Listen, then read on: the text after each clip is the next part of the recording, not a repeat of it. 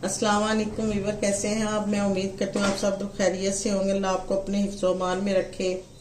आज मैं आपके सामने एक रेसिपी लेकर आई हूँ। रेसिपी शुरू करने से पहले आप मेरा चैनल सब्सक्राइब करें और बेल वाले बटन को क्लिक करें और उसके बाद हम शुरू करते हैं ताकि मेरी आने वाली जितनी भी वीडियो आपको बर वक्त मिल सके।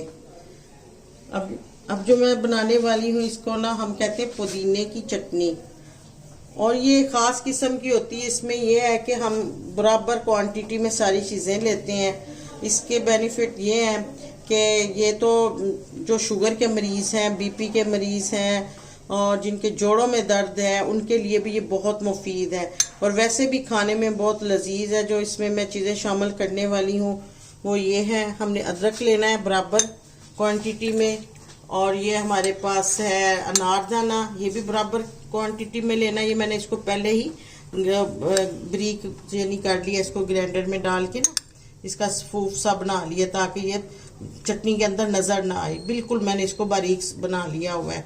और ये है सब्ज़ मिर्च, ये भी बराबर की लेनी है हमने। और ये है लहसुन को भी हमने बराबर क्वांटिटी में लेना। ये सारी चीज़ें बराबर लेके फिर उसके बाद मैंने ये पुदीना पहले ही धो के इसको अच्छी तरह से खुशक करके रख लिया है। अब ये सारी चीज़ें मैं उसमें ग्राइंडर जग में डालूंगी और ये चटनी बहुत मज़े की तैयार होगी। इंशाल्लाह आपको ये बहुत पसंद आएगी। तो चलो शुरू करते हैं। ये सबसे पहले इसमें मैं थोड़ा सा पानी डालूंगी ताकि इसके अंदर थोड़ी सी चटनी थोड़ी सी थिक ना बने। और ये सब्ज़ मिर्च डाल रही हूँ, ये अदरक डालना है, और ये अब लहसुन डाल रही हूँ,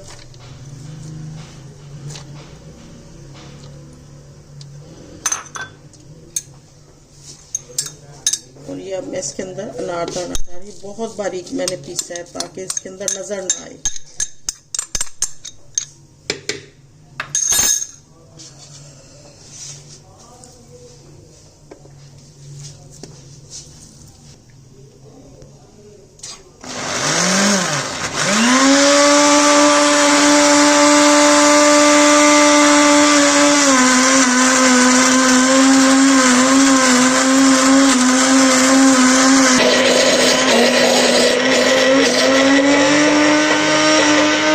मैं इसमें हस्बे जायका नमक भी ऐड कर रही हूँ। पहले नमक नहीं डालना, ये जब तैयार हो जाती है ना चटनी फिर डालते हैं, इससे चटनी का टेस्ट अच्छा आता है।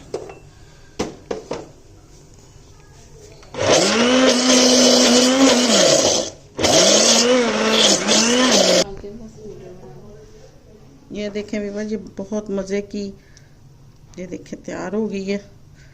यकीनन आपको ये बहुत पसंद आएगी। ये चावलों के साथ, पराठे के साथ, हर किस्म के खाने के साथ ये खाएं तो बहुत मज़ेदार है। इसका सबसे जो मैंने पहले भी फ़ायदा बताया है ना कि ये शुगर के मरीज़ों के लिए, बीपी के मरीज़ों के लिए, जिनका वेट बहुत ज़्यादा बढ़ रहा हो उनके लिए ये रोज़ाना नाश्ते में खाएं या पराठे में के साथ खाएं या दोपहर के खाने में खाएं। इसका ज़रूर इंशाल्लाह आपको फ़ायदा होगा। तो इंशाल्लाह अब अगली रेसिपी में हम दोबारा मुलाकात होगी। तो उस वक्त तक के लिए अल्लाह हाफिज़।